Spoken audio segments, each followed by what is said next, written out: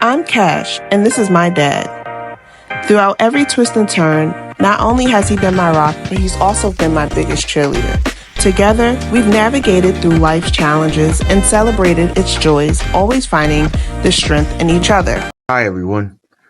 Raising my daughter on my own has been the most rewarding journey of my life. But with some of the help with my family, I've done the best to guide her, to be there for her. But she's always taught me so much along the way. Now, we want to share that moment with you guys. Welcome to Dad&Me. Hey guys, welcome back. You, what up? What up? What up? What up? What up? What up? What up? What up? What up? What up? What up? Welcome back. Welcome back to Dad&Me. Yes, welcome back to Dad&Me. We're here again. Yes, Amen. we are. Yes, we are. Yes, we are. Coming to you. So please, when you're watching this, please subscribe. Please go to our YouTube channel, go to our Facebook channel, and go to our Instagram. Yes, yes, and then yes. soon, right now, you can, after this episode, you can go to our TikTok channel. Yes, and you'll see yes. us on TikTok. So please tell a friend of what we're doing. What's going on? Daughter. Sorry, daughter. Well, My you was bad. about to call me. My bad. No, I was sorry. I was drinking iced tea and I still had a piece of chip. Oh, I was boy. drinking iced tea. It didn't go down right. No, everything's fine. We just seen each other, so that's good. Yeah, That means yeah. we just recorded. Exactly. And we're putting out exactly. another episode, so I'm very excited Trying about to stay that. consistent with this. You know what I Yes, mean? Trying to put out 2025 is consistent. exactly. Trying to put out some good content for people and not trying to put out bad garbage. You know what I mean? I've seen bad garbage on the internet That's not nice. all the time. It's what it is. Listen. I'm the honest dad, so Yeah. you've always liked me Okay. for that, and people always like me to say, if I see right. garbage on the street, I'm gonna call it garbage. So, but if I see garbage on the internet, I'm gonna call it garbage. But it's a lot of nice stuff Yeah. that I've seen also. I feel like I've been learning a lot by watching a lot of other people's podcasts. I know Mm-hmm. our podcast is very different from others, and what we bring to the table, and I'm really excited about that. Same That we here. have our own audience, Yeah. we have our own niche, but still being able to gather things from other podcasts, Yeah. rather if it's about like pop culture or Christian podcasts, you know, always learning something. So yeah, I love being in this space, especially with you, Father. I appreciate it, daughter. I mean, even though it's past Father's Day, I'll take the compliment. Yes. Thank you very much. Yes. And I mean, I'm definitely like you know, being here with you too. Who else would I rather do this with? But, you know, my own golden child, the person that I Oh, raised. a golden child. Relax, calm down, calm down. Just way too much. It's Sunday, relax. Amen on the Lord's Day, Amen okay? on the Lord's Day. Shout out to Gil Rios Production. Woo! Shout out to Gil Rios Production. I really want to just put that plug out there, people. Yes. If you haven't heard of Gil Rios Production, he has been in the game for a long time. Talented. He's done so many talented, so many good things for other people. From Paris Smith from EPMD to the large hip hop crew from New York to Brooklyn to Queens, everywhere. So And we got him. Ha ha. Hey, so go to GilRiosProductions.com, look him up. GilRios1.com and check him out. Yeah. And if you need anything, he's the guy to go to. Yes, yes. All right, so let's talk. get into it. Let's talk about something What's up? that's going on. You wanna just jump right into it? Where we just left off? Where we just left off. Okay. So All yeah. right. So I was playing this song. What's the name of the song? Let me get it. It's IRL, obviously in real life. Did you know that that's what that meant? Okay, you just told me. All right. So it's IRL by Lizzo. It's literally like the #1 song right now in Apple Music and the R&B now, and that's what I listen to all the time because it keeps me hip and hop, you know, with the new songs that's going on. Because Okay. usually throughout the week I listen to Pandora and I listen to my Tamala Man station, or my Kiara Shear. So I don't listen to outside world music during the week because I need the blessings. That's what we call this. But I need my blessings on Monday through Friday. Oh, so that's the new terminology now, outside world music? Yeah. Oh, okay, so it's Yeah, just 'cause not I music. listen to my gospel music Monday through Friday because Lord, we needs it. Of course I do. But it's IRL by Lizzo, and I'm like, listen to this song, and I think it's so Lizzo is so. I'm gonna say it's so cunt. Can I say that? My people, listen. This song. Can I not say that word? You can say the word. I don't know where that came from, but it's so Lizzo and it's so on brand for her and like everything listen, she's going through, and I love it. I like Lizzo, whether it's the big Lizzo or now she's slimmed down. Shout out to her and her lifestyle. But at the same time, I just have a problem with certain songs that people put out because maybe in my generation, people say, oh, you had Little Kim or you had Foxy Brown or whatever. But at the same time, it wasn't play the song. And I'll Can tell you I? what, play the song. Or no, I can't you play can't the play the song. song? 'Cause yeah, copyright. Oh, copyright. So you can't play the song. Yes. So the song is basically, to me, it sounds very diminishing Let me see. and derogatory to women. And the opening line is, I It says, believe, is I'm a bad bee in real life. I'm that bee in real life. I make too much money to be fighting HOES in real life. Yeah. Yeah. I think, and it's bad. Sometimes and it's bad. sometimes you need bad. sometimes you need that hype. Like if I'm in the For gym, who? me, like you would probably never think that I'm listening to a song like that in my headphones. No. But sometimes I need something to be like, yes, girl, you're that. You're that girl. You're that bee. Like, Okay, yeah. do me a favor. I think calling, now I'm going to say it. I think women calling themselves bitches, because I'm going to say it, is diminishing to women. And I think by you talking about, okay, the different ways you use it, I don't care the different way you use it. It's just diminishing. Like, I don't even like the N-word. I don't like black men calling each other the N-word, no matter what station it is. And if you say it too much, that's like, okay, Yeah. I get it. We took something that was diminishing to us and we transformed it, and now we took it over and used it in some sort of heroic way of saying, yo, what up, my N, what up, my N. But I think that women calling each other or themselves bees, it's bad to my ears. And then you do it multiple times in the movie. I can see if she started off the first line, hey, I'm a bad bee. And then she went into the song. No, she a bad bee. She a fat bee. She a skinny bee. She a good bee. She a light-skinned bee. What type of bee you are? Like, how many bees are you? All the bees, I guess. And then I don't need to be out here fighting these bees because I ain't that type of bee. And the hell with these hoes. What are we doing with music nowadays?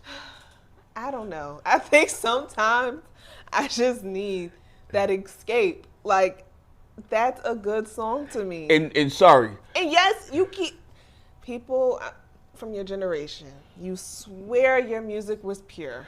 90s. Your music was not pure. Just because you weren't saying B in every sentence, you were saying worse words in the songs. Like, 90s, come on. 90s music is the best era of music ever. Okay, you acting like when they was doing hip hop or having rap battles that they wasn't saying N, they wasn't saying B, they wasn't. No. They wasn't cursing at all. They was cursing, but they wasn't even calling each other an N and a B. They really wasn't. It was just a rap battle. When Big Daddy Kane was battling KRS-One, there was no cursing. I mean, there was a little bit, but it wasn't damaging. I remember hype music was MOP. Hit him up. Black, Dr. Dre, and Snoop. Listen, that was a beefing rap battle. That's different. A beefing rap battle is different. Listen, It's not an album. It's not a song. I think we always forget that artists are people too, right? Okay. And one thing about Lizzo, that lady has been through so much in her career that every time I see her in the headlines again, it's something negative. And I'm like, yo, let Shorty live.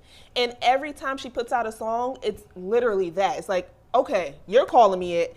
Whatever. I'm going to call myself it, and I'm going to just make it a great song out of it, and I'm going to make some money off of it. But how about, to me, Period. how about rise up above that? Because my biggest thing is this.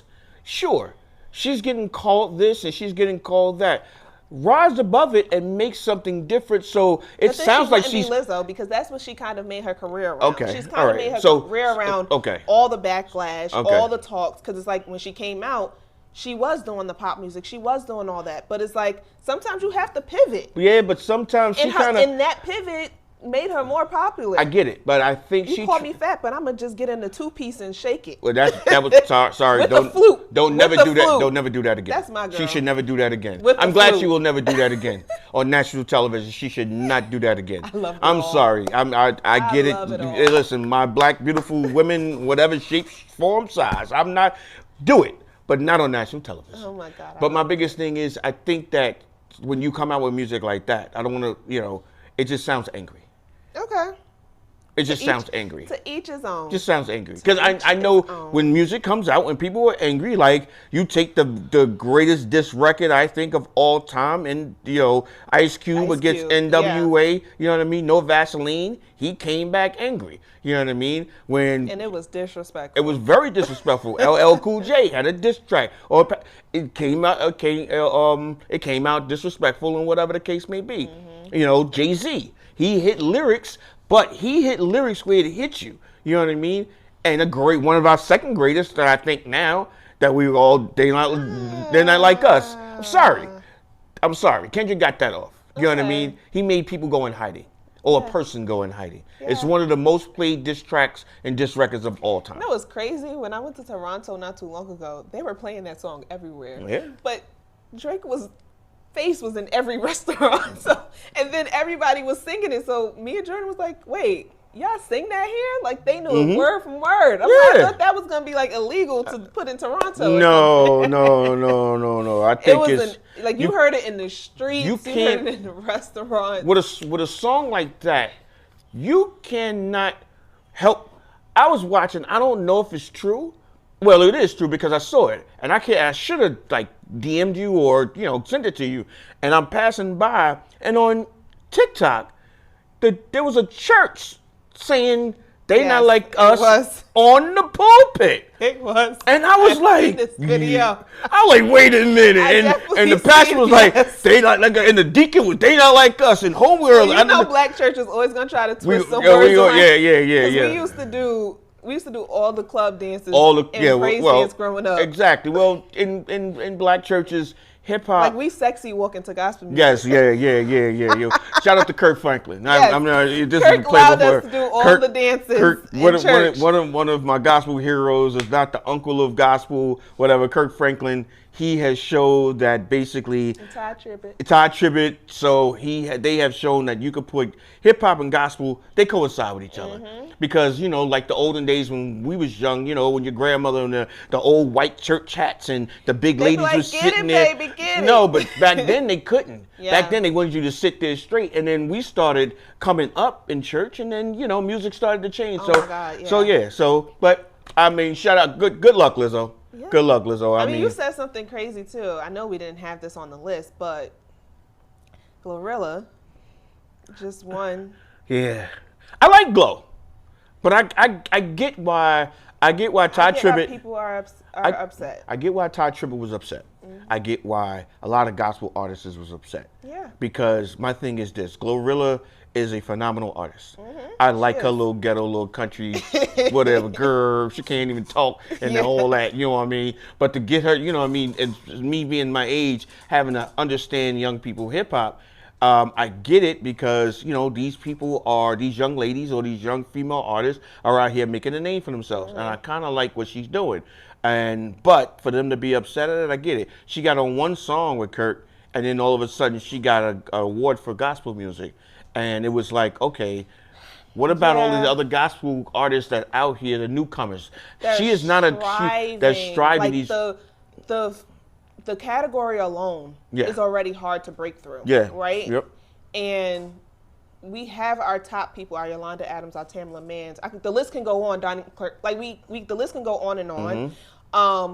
But it's so hard to break through already. So you're telling me Jacqueline Carr, who's been singing since she was, Jacqueline good, yeah. Glorilla is like getting that award. Like I'm just thinking of people that I grew up with, and it's like she's here, and so you're telling me people who actually sing this music all the time for and has most albums of their lives. And have albums out, and they are newcomers, and they're bright and shining stars in our gospel world that I think we need to leave the category where the category needs is, to be. And it needs to grow. It needs to grow. It needs to grow. And don't get me wrong, this is not a diss to Glorilla. Absolutely not. You know the what I song mean? is great. The song is great. Her standard in the song is great. I like the diversity. Video too. It looks like old school. It's old school, but I like the diversity in her, and that's great. Hip hop artists going to gospel. It's always been like that. It's always been something. Salt and Pepper stomped everything back in the day. Mary J. Blige. You know what I mean? So it is what it is. The crossover. But for her to get a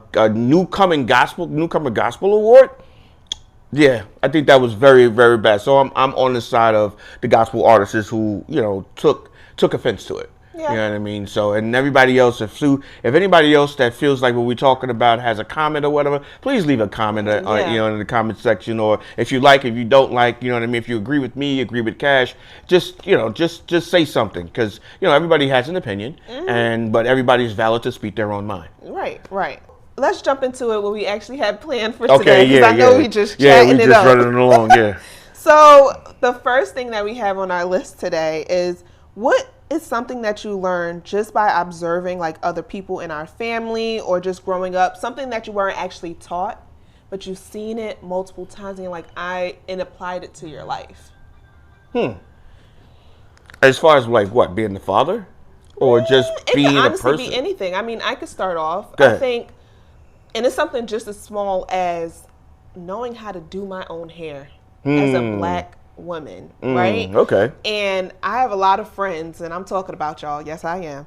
I have a lot of friends that just be like, I can't even wash my hair. Or, girl, I can't even put my hair in a ponytail. Or just something as little. And I was never taught how to do my hair. My grandma never set me down and was like, you use this comb and this brush and use this product.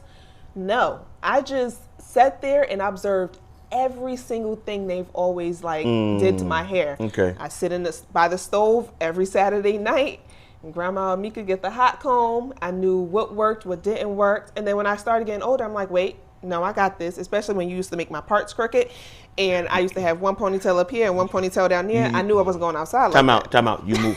I told you, you moved your head. So when you move your head, the part. My head. So if I'm going down the part, because you got an apple head, so basically when you part it down the middle, you move, it's gonna go. But it was a nice zigzag. But go ahead. I made a new style. I was going away with it real quick. I was going away with another church. Oh God. And my neighbors was like, oh yes, let Cash go. I think we was going to like Six Flags or something. He gave me 2 ponytails. I remember getting on this bus and my friend was like, Cash, what is wrong with your hair? I'm like, my dad did it. What's wrong with it? He gave me 2 ponytails. They was like this in a twist and they was poking out. I said, oh no, I'm not getting embarrassed like this ever again. Listen. And then you had one girlfriend who told me about using a certain product and like wet my hair and like the brush. And I thought you couldn't put water on my hair. Like that was something I just never thought of. And then I found out my hair had texture and I was like, oh, this is cool. So from like just growing up, I've learned, and then college, I was broke. So I learned how to do my own box braids. I learned how to do my own sew-ins, and the girls never understood, but Cash hair was done. College is normally when you find out you can do things because you broke in college. Yeah. Oodles and noodles, all that stuff. I still you know don't what I eat mean? that. Yeah, well, it was just oatmeal. Oatmeal was crazy. I ate oatmeal all the time. I ate good. All right. Well, with me, I guess I was taught OCD. Like I was taught how to, that I saw was to keep everything neat. Like if you come to my house, and my friends will tell you who've been to my house multiple times, everything is in a certain place. My forks are in a certain place. My cups are in a certain place. My dishes in a certain place. I got food. There's cabinets. You know, you go to certain people's houses and like you got, you can't find that. You can't. Yeah, they condiments is up in the cabinet with the spices. Who does that? Like put your spices in a row. Like put them in a, even if you ain't got a rack, put them in the cabinet. You know what I mean? Put your pasta different from your other your cereals. Put the water and all that stuff. It's different. So. Yeah. I was always taught everything needed to have a place. Right. My mother taught me that. The people who I was around, my aunt, Doris, everybody, they taught me that. So when I saw it around, even with men, I always saw, when you come home, you take off your watch, you put your watch in a certain place. You know what I mean? You put your keys in a certain place. So when you're getting ready for work, you can grab everything and find it. You're not searching around and whatever. So that was probably one of the trademarks that I find to where it keeps me now. So where when I come out the house, I never try to look like a slob. Yeah, because you never know if somebody got to come over real quick. My mother always said, boy, your drawers better be clean, because if you go to the hospital and they take off and you got to put that gown on and you got some stuff on, I'ma kill you, because that's a representation of me, which is true. You know what I mean? So basically, I always want to leave my house neat. and I always want to look presentable no matter where I go. And that's been so hard with this dang dog. Oh, your dog? Oh yeah, your dog. Toys is everywhere. Well, that's what happens when you have a kid. That's a dog is a dog is a kid. At this, A dog is another human being that you Jesus. with a personality that you have to train, that you have to do things and you have to pick up from. So yeah. I'd rather So leave that's- her in the cage all day so my house will stay clean. But then I remember I can't do that. That's No. animal abuse. Yeah, that is definitely animal abuse. Definitely animal abuse. All right, so to that, I want to ask you, well, be honest. Okay. It's another thing. Growing up, Uh-huh. who was more dramatic, me or you? Be honest. You. Why? Why me? Sir. Come here, people. Come here. This man right here, he tries to put on a show. He's very dramatic. And he knows how to push my buttons. Whoa. Like, you know how to make me be dramatic. I don't think you need mine. I didn't think you needed my help. No. You knew how to like make sure, like, oh, what can I do to bother Cash today? No, not Cash, me. I'm a very chill. Whoa. I am a Whoa. very chill person. My people. Don't let her fool you. She was never chill. I would say Like, I'm one very thing. calm. I would say one thing to her, and she would black out and start screaming, and I'll be standing there just looking at her like, "Okay, you done?" Because I done held everything in that he did to me. So who's more dramatic? You. Okay. Like, wanna if say. gaslight was a word back then, that's what I would have Once again, said growing up. that's a far stretch. The gaslighting is the gaslighting. Like, and I tell the you, word gaslighting to me is gaslighting enough. I used to be a crash out. Okay, there you go. Good word. I used to be a But crash out. we're talking about But what we were. No, let's be honest. Why was I a crash out? Because You ain't had no self-control. You ain't had no self-control. You would just This man right here was crazy. you would just I think I was pretty decent. I think I learned a lot of stuff going along the way. There's a lot of stuff though I had to make be it like, fun. I actually don't think you should have said that. Let me tell you everything I think you should have said in this situation, and then say it to me. And then I'm like, well, that's not what I was feeling. And then you'd be like, but that's what I think you should have said. You don't remember you doing that? Yeah. Because there's a certain way you should say stuff because it's kind of like. No, because that's not what I wanted to say. I think See, my biggest gaslight. thing. So my biggest thing was this: the when we talked about, I didn't try to push your buttons. The biggest thing was, I guess in my head, being a dad and learning as we went along, because this is what we're doing and this is what we were doing. I think my biggest thing was, I thought you should have knew certain things at a certain period of time, and I was like, how does she not know this?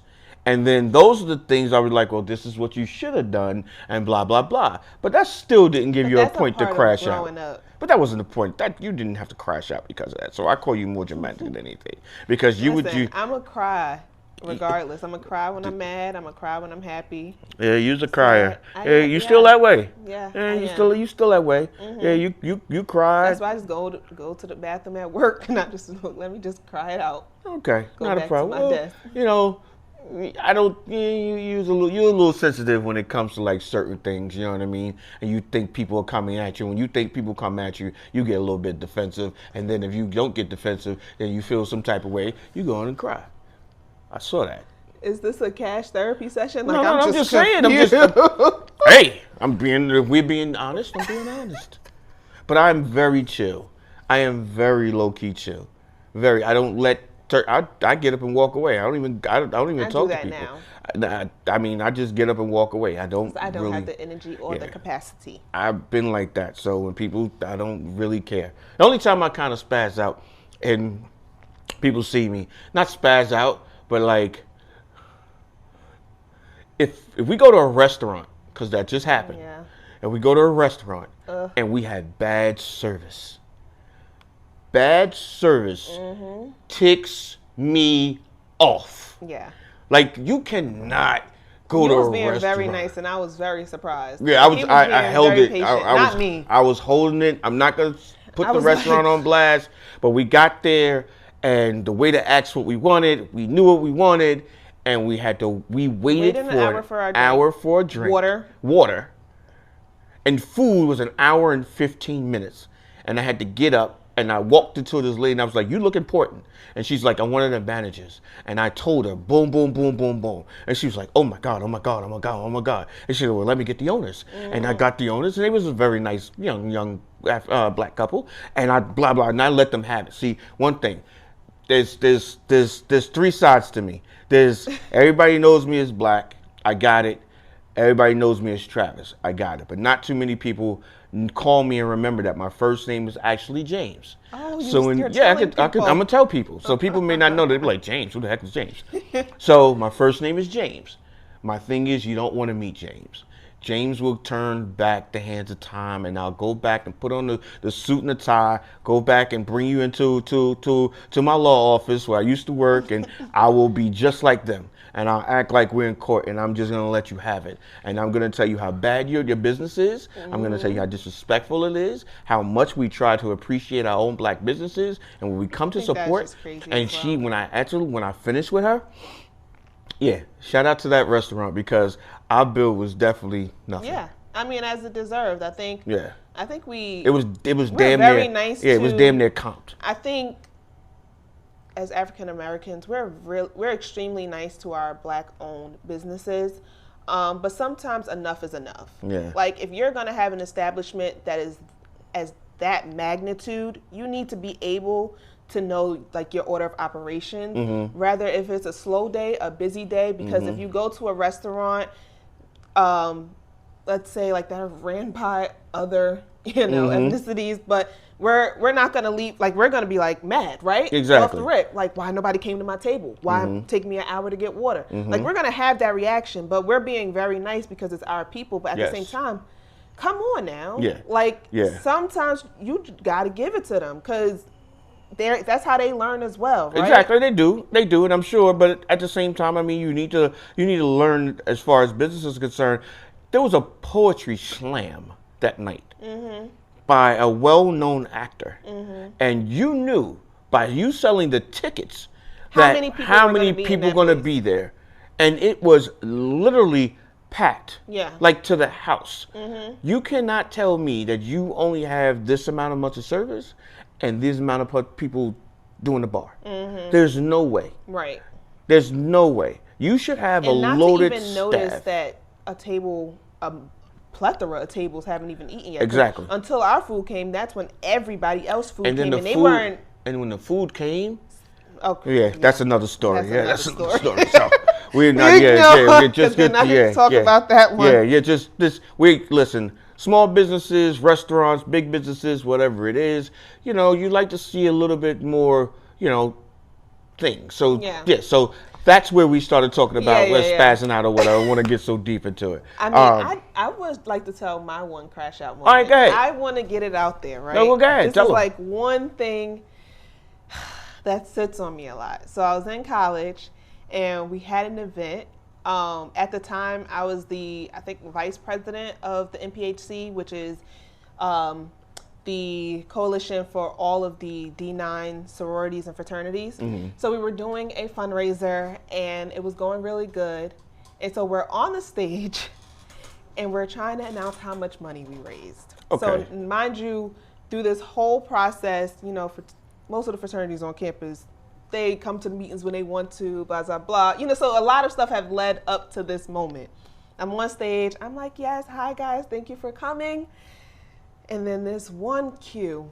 Even if I see this man today, I probably still want to speak to him. This one cue literally looked at me and started barking at me. Yes, because they bark. Oh, the cues. Okay. So he literally started barking at me. So in my mind, I'm like trying to process it all. No one's being quiet. It's so much going on. They're like amping him up. I just say, mind you, I got grad sorors there. We got other organizations, grad people there.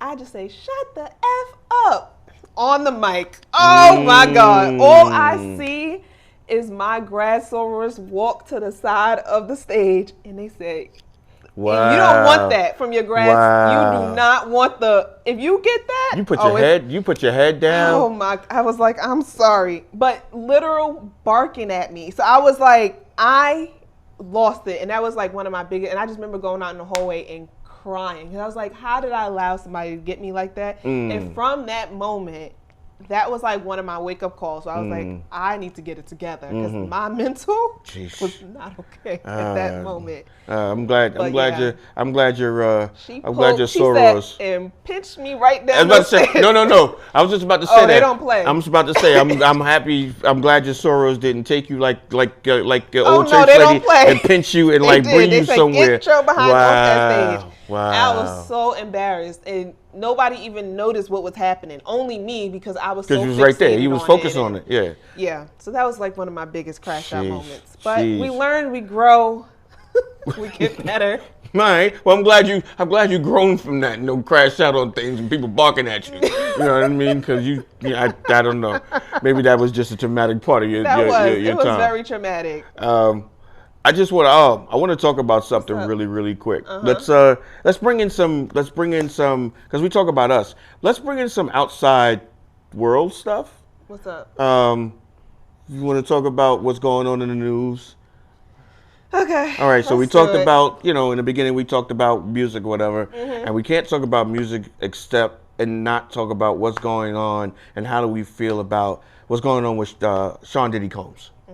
As a man, I want to talk about, what this is and how you feel as a woman, as far as the charges that was brought against him, like sex trafficking, intimidation, arson, RICO charges, and everything else. And then now that the opening arguments and the closing arguments have happened from the prosecutors and defense, the prosecutors have dropped most of the charges.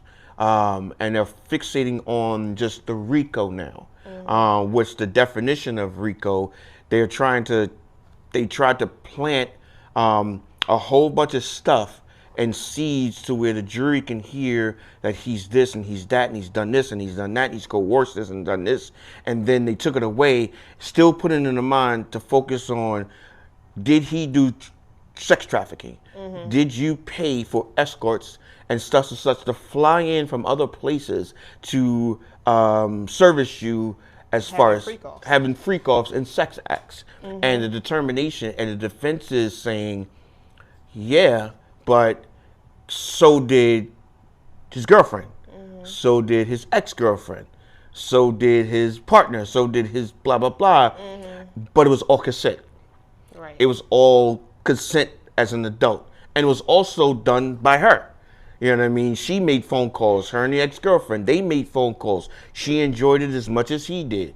Sure, she's coming on such and such and saying things certain happened where he threatened her, or certain people saying they threatened him. But then the defense also has content from text messages showing that it wasn't. Showing that there wasn't happy times where, oh, I love you. I'm glad we're doing this. I'm glad you opened me up to a new world. And then the defense is saying, we know this. How do you feel, if you understand? Okay, so I think the whole Diddy trial it's a load of emotions for everyone, right? Because you have people that are Diddy fans, and you have people who are really trying to stand by Cassie through all of this, and also people who are just like me, really just trying to understand the whole dynamic of it all. Like this is a lot, It's right? a lot, yeah. That has come out from this man that we just celebrated not too long ago. Yeah.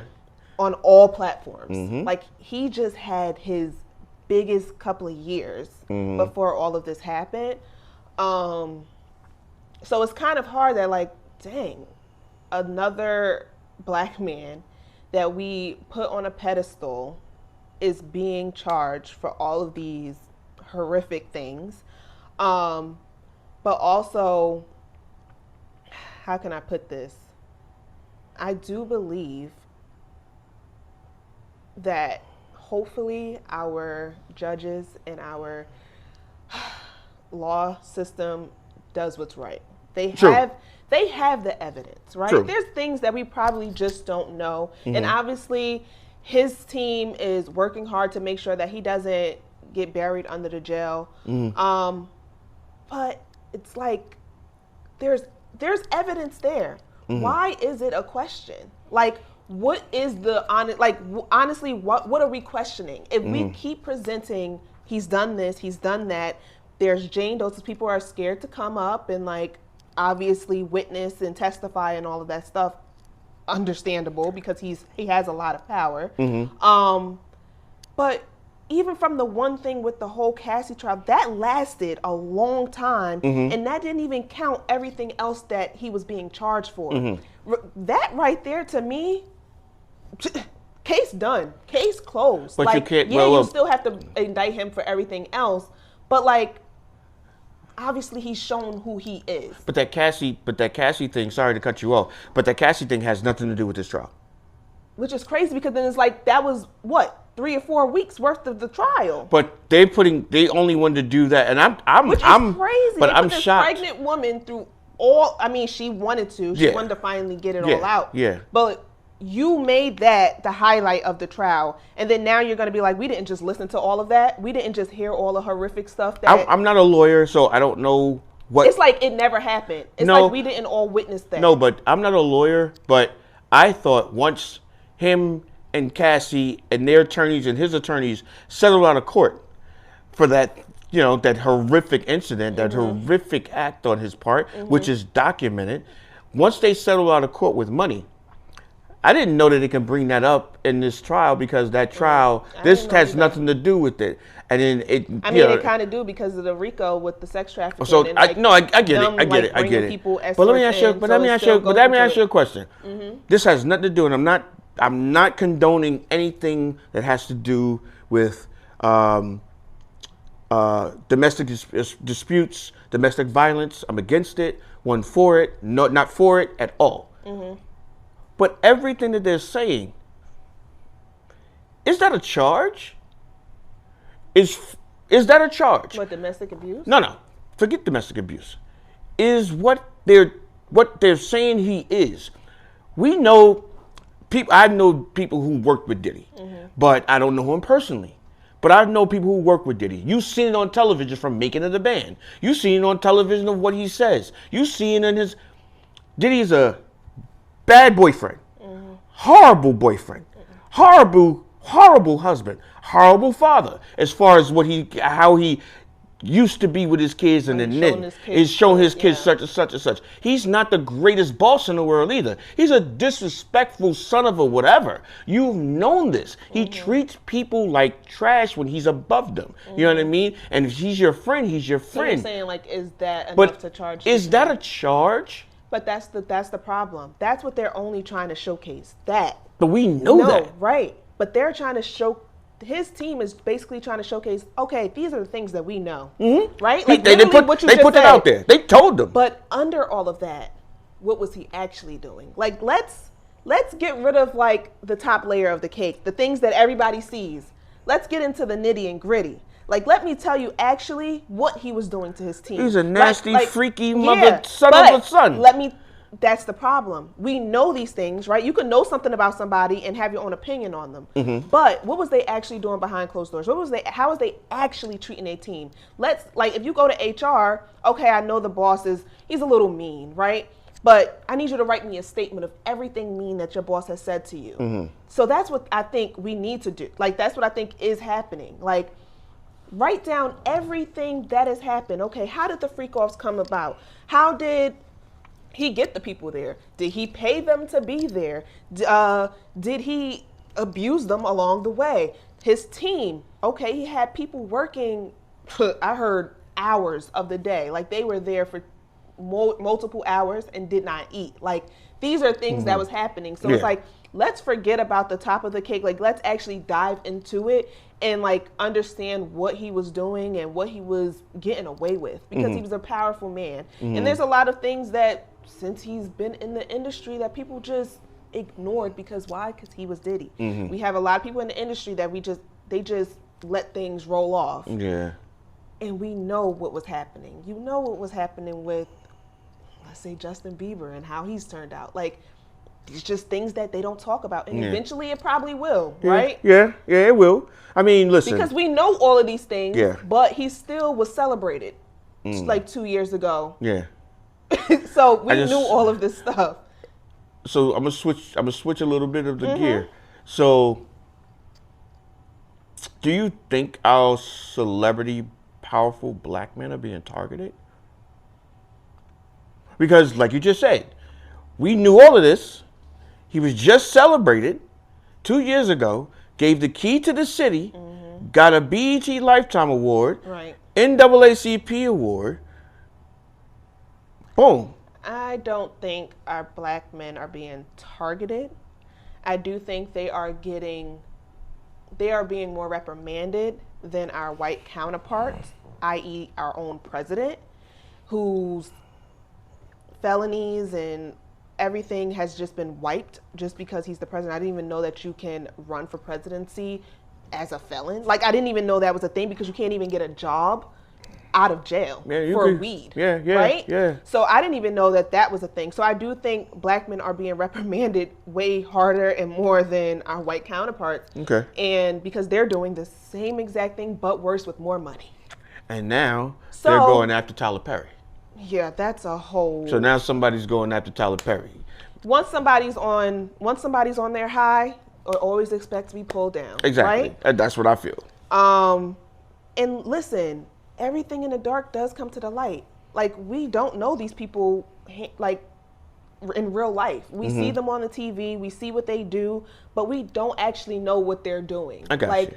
And I love Tyler Perry, and I'm a Tyler Perry stan, and I'm going to stand beside him. But if some evidence came out, like the video did of Diddy, Tyler, I'm just saying. I'm not saying, but I'm saying if some evidence comes out, But that's different. you have nothing but to do is believe it when you see it with your own eyes. Well, you have to. I mean, it's documented. Right. It's in black and white. You have to. You have to notice it. You know what I mean? You have to see it. It's like. And then what we had? They started Bill Cosby, and then they started with R. Kelly. Then now it's Diddy. Now it's Tyler Perry. These are people with money. Let's see what the. Well, see Jonathan Majors. Oh, my God. And see that problem. I kind of felt sorry for Jonathan Majors. I did too. I kind of felt sorry for Mr. Jonathan Majors. I did too. I felt like he was on his. He was on his way, and I don't know. Sometimes I feel that like was something that could have been handled behind doors and something that didn't need to be that. No, but I felt like kind of somebody set him up, because there's no way that he went through what he went through. I mean, it was evidence that they had an altercation. They had an altercation, but then there was evidence to where she was the provoker. Yeah, chasing him down the street. She recanted. But then you can recant. But what happens to the recanters? What happens to the people that lie? Nothing. There's nothing that happens to them. Now Don't get me wrong. Can't even really book another movie. You hit a woman. You do anything to a woman. Whatever comes to you, comes to you. Whatever happens to you, throw them under the jail. I don't give a damn. But the thing is, if you find out somebody lied and ruined your reputation, what happens to them? But I mean, that's like, yeah, it's true. They not just live their life. You just ruined his reputation. He can barely get a part in the movie. But it's not the first and the last time. I get it. You got NFL players, you got basketball people that just lost their career from somebody just trying to pull them down. We have a saying, and we have a saying as black men, and I've heard black men say this in communities and stuff like that, and I even heard it on television. Accusations alone will ruin you. As a black man, absolutely. Accusations alone. You accuse someone of something, accusations alone will kill you. It will destroy your credibility. It will destroy your friendships. It'll destroy your money. It'll destroy your. You could just go out here and like I said, you find out a person that lies on you. Nothing happens. No. Nothing happens to them. Nope. Like, can I speak about? I always had a problem with being real. I always had a problem with the people that took money The parents who took money. Listen, I know where we're going, and I'm that's not a whole the deep parents. dive. I'm just saying the parents who took money. I think that parents deserve to be in jail as well, I think so too. The parents who took money along with him. along with him, they should be sharing. They should be bunkmates. Yeah. Alongside. Yep. R. The parents needed to be reprimanded as well. Exactly. Yep. Because at 14 All years, money should go back. Something. because should happen. at 14 years old I'm and not 15 sending my years old, child. I knew where you was. You ain't. You first of all, black people don't send other kids to go spend the night nowhere. That's not. We don't do that. You're not spending the night. If it ain't at grandma's house, you ain't spending the night. You don't. If it ain't at grandma's house and all the cousins are there because you ain't spending the night at no friend's house. So you don't tell me that you didn't know where and you cash the checks. You stop. You went on trips. The kids told you knew. Stop.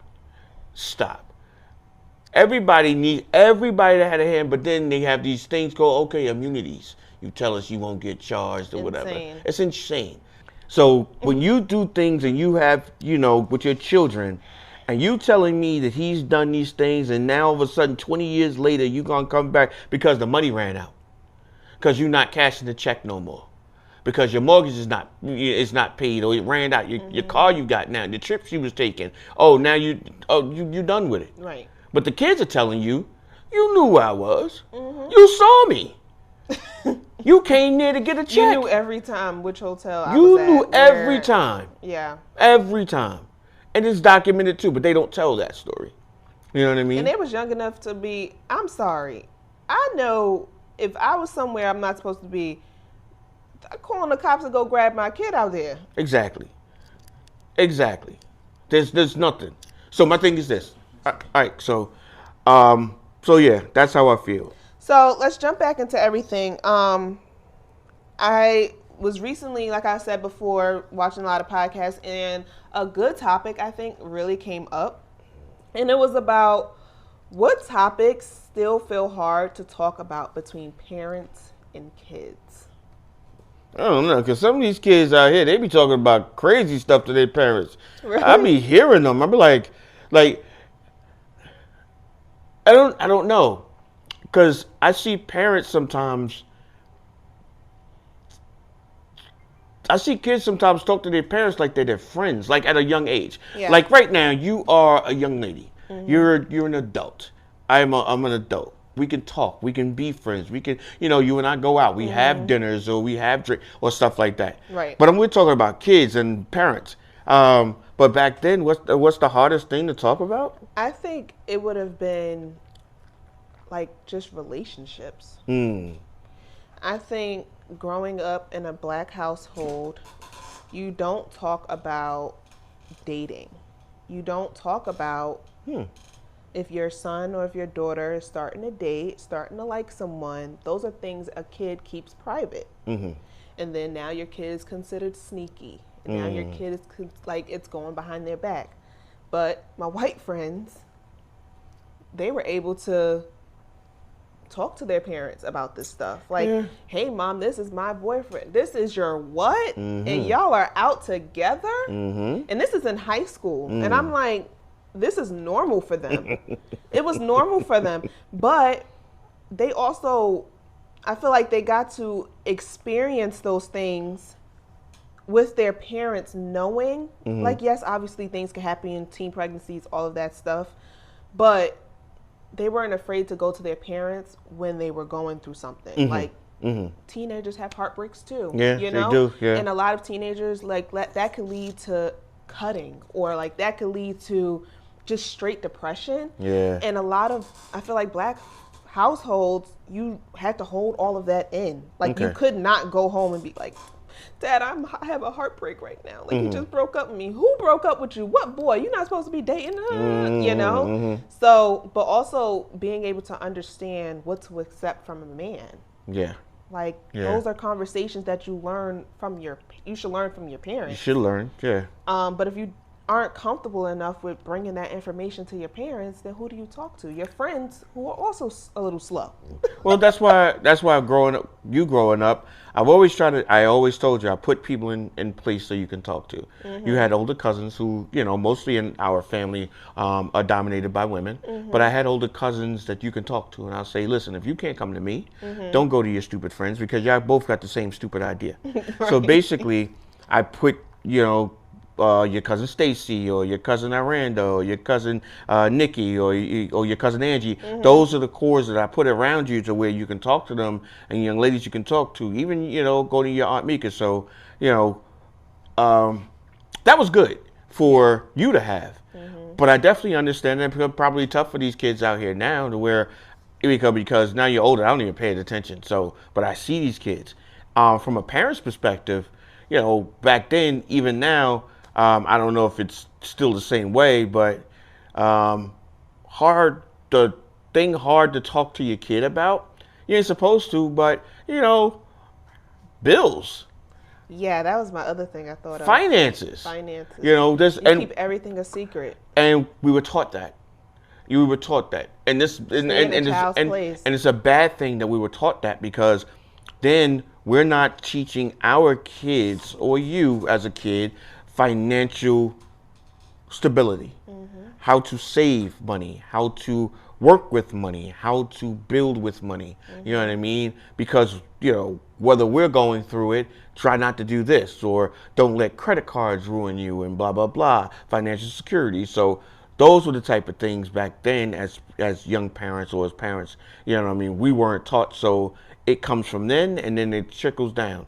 And then like my older sister used to say, I said at one point a long time ago, we have to break those cycles. Yeah. Because we have to start teaching our younger kids at a young age, how to be financially stable, how to be financially secure, how to handle money. Because the way that this world is going now, and don't get me wrong, I don't know. Hopefully I'll be around for another 30, 40, 50 years. I don't know. But the thing is, the economy and everything is going up and the pay rate is not. It's not matching what we're spending out here as far as food, houses, cars. At some point, I think cars are going to be so obsolete.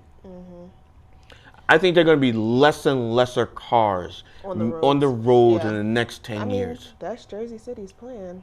Well, not just Jersey City. Yeah. I think it's going to be worldwide because especially when you live in cities like that I know of, from the Jersey cities, from the Newarks, from the New Yorks, from all 5 boroughs, from the DCs, from Atlanta, Canada. There's public transportation everywhere that goes to everywhere. So now, working for an agency who does development, I see a lot of things are happening. So railroads are going up, light rails are going up. They're building. Where are they building? It's in Philly. I can't remember the block. We parked right outside of it. It's going to be an air train, like like the airports, an air train that goes from Philadelphia to DC in under like 30 minutes. There you go. What? There you go. So that means people that work in Philly can now work in the DMV. Yeah. What? Yeah. Like crazy. So when we're talking about that, I love transportation. I love transportation too. But we're talking about that. Those are the type of things I think that was hard to talk about. I think that is something definitely our Black families need to definitely put in their home, is teaching their kids about bills. Because like I bring it back to high school because I went to school with predominantly, it was predominantly white. But also college was predominantly white as well. Like kids go to college and high school with credit cards. And that was normal. Like they were on their parents' credit, line of credit. So their credit was good. Like they were set up and they understood like, oh yeah, I can call this family member for a job. Like, so, and I see it working in fashion. I see a lot of people that just don't look like me. And I'm like, well, how did you just got out of college yesterday. How you higher than me? And I'm, like I have a resume. So I'm confused. Like they're set up. So I think if we just be honest with our kids. Yeah. Like, hey babes, you might need to work a little extra harder. Go stay in school. Don't expect this amount of money out of college unless you really work hard. Just like exactly. Because I was expecting to come out of college and be making six figures. Yeah, I heard you say that, and that was very And I'm weird. still on the road to retiring by 40. So, You like way more than halfway there. But go ahead. but seriously, I think definitely bringing the conversation of bills, but also bringing the conversation of Relationships. relationships, and allowing your kids to feel comfortable with talking to you as a parent. Oh yeah, you should be able to, and I think we Your live parents in a have the information, Yeah. and And your I- friends don't. well, and also as parents, we have to start. It's different, but we can start listening to our kids a little bit more too, because our kids have a lot more exposure to this information than we do. Yeah. They're a little bit more savvier than we are. We still have an old school mindset.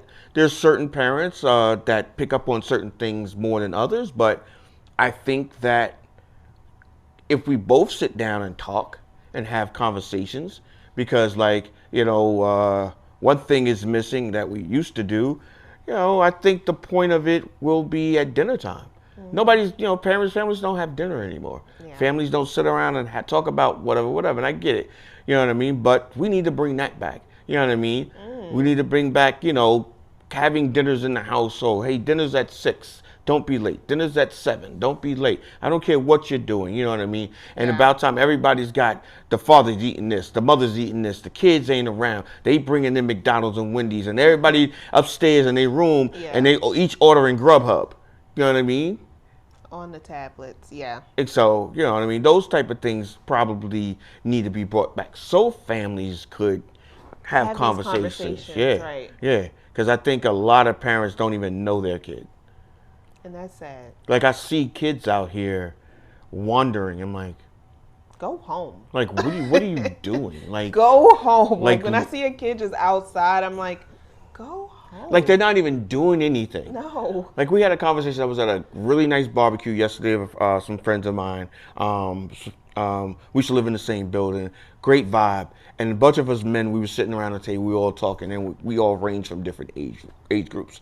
And one of the things we talked about our young men out here now, we don't even see our young men actually playing basketball anymore outside on the court.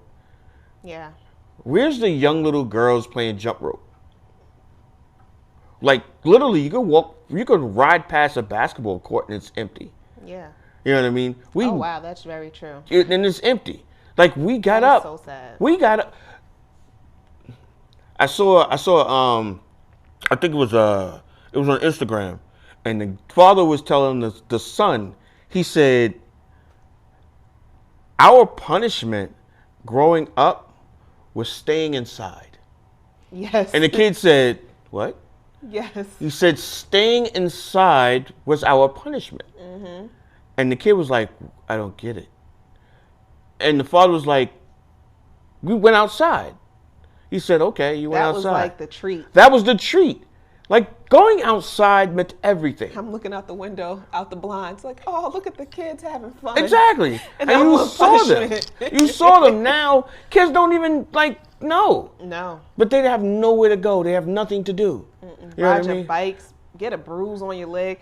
My best friend, Mecca, she sent my nephew outside, and she was like, I'm going to let him go out by himself, play in front of the house with the kids. This boy came back with gushes on his knees. No. Bruises Really? all over. Nice. She's Nice. like, what Nice. did you do? I'm like, Mecca, he's a kid. I still have bruises on my knee from my scooter and my bike. Nice. Like, Nice. Go that's on. what he's supposed to do. Nice. And he's the type of kid that want to stay in the house. Like, he's an old man. Old Yeah, soul. yeah, He want to old, play yeah, his old, jazz yeah, he music old. on Yeah, his he old. Alexa Yeah, he and old. play and Yeah, watch yeah. his movies. Yeah, he old. He don't want to go outside, but he went outside and had a ball. Came back sweating, and he called her. He was like, "Can you come cross me across the street?" Like, I think that is so cute. That's And, what kids are supposed to do.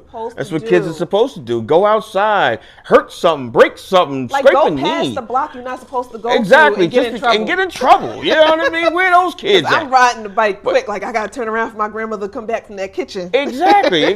Now parents don't even do that. Parents leave out their house, lock the door, and I see kids taking the light rail going down Berry Lane Park, but they got nothing to do. There's no reason. They're not doing anything. They're going down there to create havoc or trouble. They're not going down there to meet a bunch of friends to play double dutch, or going out there with their skateboards, or with their roller skates, or their bikes, or anything, Everybody's or on going their to play phone. Oh my basketball. gosh. Everybody's just out here, just doing whatever. So yeah, that's really tough. So, real quick, speaking about these kids and like all the like everything in between, right? Mm-hmm. So we have down. What is an era of music that you think is better? So the 90s. 90s music, 90s hip hop. 90s hip hop music is way better than any I'm not era. gonna lie, because I don't even really listen to my time. So, Okay. Yeah, I agree. Well, real fascinating. Yeah. That was like an easy. Yeah, 90s music. Yeah, 90s music made you vibe, dance, cry, talk to a girl, get over a girl, talk to a guy, get over a guy.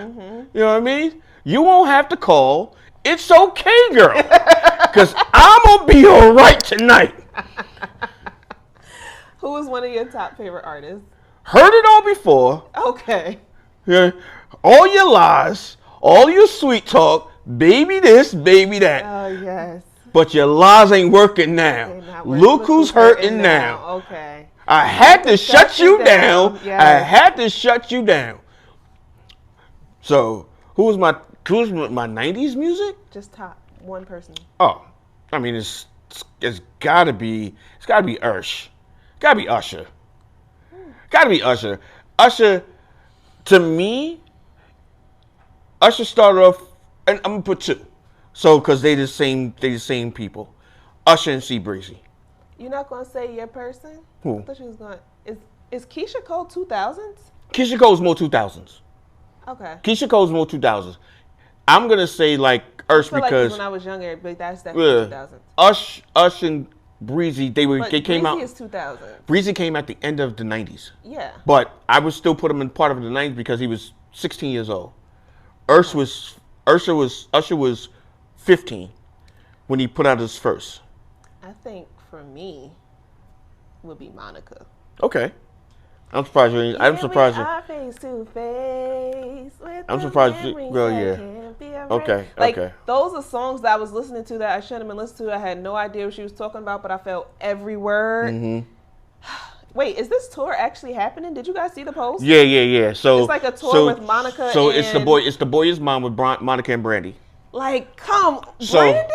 well, see, remember my they did that girl. song. So the boy is mine. It's Yeah. supposed to have been happen, but I was watching their interviews and stuff like that because I'm a Brandy fan, love Brandy, and I like Monica.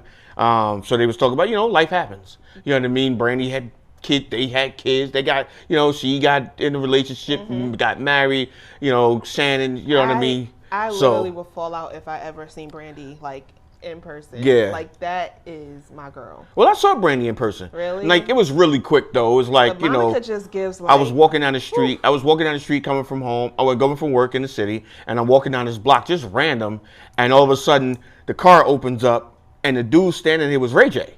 And I'm like, oh, Ray, what up? He was like, yo, what up? And the car door open, and Brandy pops out. And they were going inside. They was going inside this like I'm not studio. falling out for Ray J, but I'll fall out. Yeah, but they was. out But for this was years ago. They were going inside this place, and I know the place has like a studio upstairs. So they was going inside this building, blah blah blah, and it was just like a quick, hey, oh, what up, Brand? Hey, how are you? And she, you know what I mean, I had to do the whole voice. But then she like, and then she walked up. But yeah, all right, cool. That was it. Now I gotta go listen to that song in the car. So yeah, so it's a lot. It's a lot of people that. It's a lot.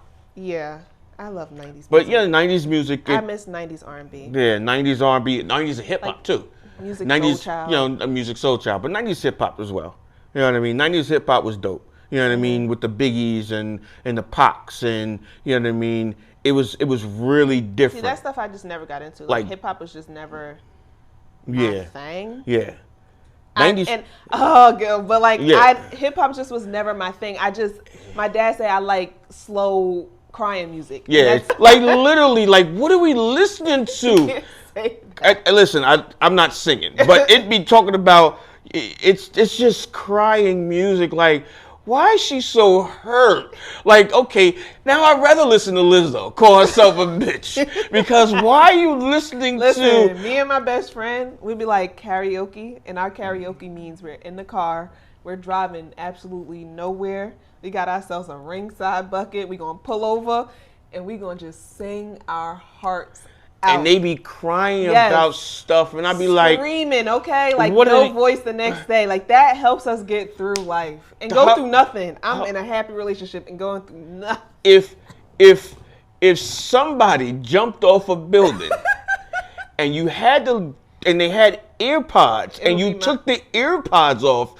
It would be your music that they're listening to that threw them over the edge. It's not. It has My to be. music makes sense. So I'm gonna go over real quick what the kids are saying now. All right, let's see if you know. So I'm gonna start off with something easy.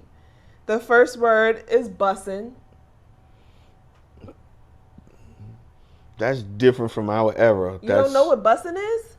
I mean, get your minds out the gutter. Because it's a song. No. There's a I know song. what it is. No. Okay, listen. What does it mean? It just describes that something is good, like really like food. Like, ooh, that's bussin'. Really? Yes. That one I know. Okay. The food is good. Like if I'm eating some chicken, I'm like, There's this is bussin'. That's what you say. Like this is Okay, because there's a bussin'. song in the... We're not going to talk about that. All right, go ahead. So the next one is IYKYK. IYK. Oh my God, you're showing your age. If you... IYK. If you know, like I... No, you add in letters. If you know, you know. If you know... Oh, okay. IYK. If you know, you know. Okay. Okay. I got to see the acronyms. You know. So the next one is mid. It's a saying? Yeah, that's mid. Nah. So it's saying like something's average, mediocre. So like that's mad mid, bro. Like, oh my God, I feel young that I know these. I hope you do, because I don't feel. I don't feel young. Really? I don't feel. You never knew that one? I never knew it was mid. Okay, so GRWM. GRWM. Nah. Hey guys, get ready with me. Yeah, that sounds like something just a woman would say. Yeah, it's a get ready with me. You never see TikTok and girls and guys. Guys do it too. If a dude, it's a get ready with me video. First TikTok. of all, if a grown ass man came to me and said, "Get ready with me," we not friends. That's not what you say to another grown man. Am I right in the room? Whatever. Producers, am I right? Yeah. Word. Okay, so this one I have no clue what this is. This is Riz. This is something new. I hope they don't start saying this. Riz? This is basically saying, it's like a shorter version of saying you have charisma, referring to someone's charm and ability to attract others. So you have Riz. I guess like if you really that guy, you that guy. Or like you that girl, you that girl. What happened to I'm him? I'm her. Like I guess it's the same thing as saying that, but it's like saying you got Riz. Like you got game. Like you fly. Whatever. Why not just say the you next fly? one is yeet. What is a yeet? Yeast. No, yeet. Y-E-E-T. Yeet. A term used to express excitement, enthusiasm. Yeet. How do you say that? Who are using? I need context clues. Who are making up these words? Okay, the next one is simp. I've heard. Oh yeah, simp. I've heard simp. Yeah, I've heard of simp. What is it? Simp is like you simple. Like you're a dud. Like you're a simp. Like you know, naive. So it's like just being overly eager, who shows excessive attention or affection. I didn't know that. No, I thought simp was meaning like you simple. Like you simple. Like you don't know nothing. Like you're a simp. I would never use a simp. Yeah. Obviously flex. You know what? Yeah, flex flexing. means. You flexing. Yeah. Pookie. From New Jack City. No, I guess it's a sense of endearment. I didn't even know Pookie had a definition. I call most people Pookie. I call my coworker Pookie. I don't like get if it. I like you and like you're my new friend, you're a Pookie. What do you know Pookie as? Once a That's a girl thing though. That's a girl thing. Yeah, that sounds sus. Yeah, first of all, like, hey, that sounds Pookie. sus. No, because if another dude walks around calling another dude Pookie, other than New Jack City, No, yo, Pookie. No, there's a Pookie in the street. I know Pookie. We got a Pookie. We got a Pookie. I got a Pookie as a fan. Oh my You know what I God. mean? Shout out to Pookie. But other than that, we not saying yo he's a Pookie. Nah, we good. And then NPC. I don't think nobody really uses that as a term. NPC, isn't that something that That's digital like creators? AI or something, yeah, right? Yeah, digital But they're creators saying use NPC. short for a non-player character, used to describe someone who seems unoriginal, robotic, or lacking in Oh, so the personality. NPC on the game now they're using it as a real term because Like that's what you have- that's what a robot is on the game. Is an NPC. That's cool. Okay, It's horrible. that's about it for that one. Wait, You wait, did wait. There's a good. bonus one. What? There's a bonus one. There's a bonus one. The kids use it a lot. What? Bev. Oh, you don't got no Bev? Yeah. Well, I ain't got nothing to drink. Like, I don't have anything to forget the drink. Bev. Yeah. I don't have nothing to drink. Yo. You It's a never beverage. Yeah. Oh, so it has to be a beverage. Okay, so bring the bev. Yo, But it's like, don't forget the Bev. The kids is like, he's like, yo, bro, you got me a sandwich, but you don't got Got no no Bev. Jordan, they used to say it all in college all the time. Like, how you gonna eat all that with no Bev?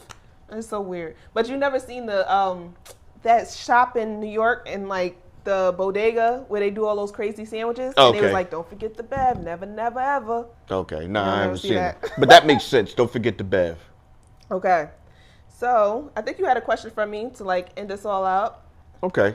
So, at this end of it, I always say, like, when we come together and we talk about our adventures as far as father and daughter is concerned, our things that we have done, the things that we're doing, and coming up with new things. Growing up till now, I want to know, and it's the same thing. It was brought up to me and it was a question, and it was a very good question. You being a daughter, a woman, being raised by a man, and having to deal with me, to deal with all my emotions, to deal with all my rules and regulations and how I raised you and stuff like that, in order for you to take it, no matter how much you may crash out, no matter how much feelings you cry, but in order for you to handle it, you have a superpower that now makes you who you are from then and now. So what do you think is your superpower? Jesus. What's Kashmisha's superpower?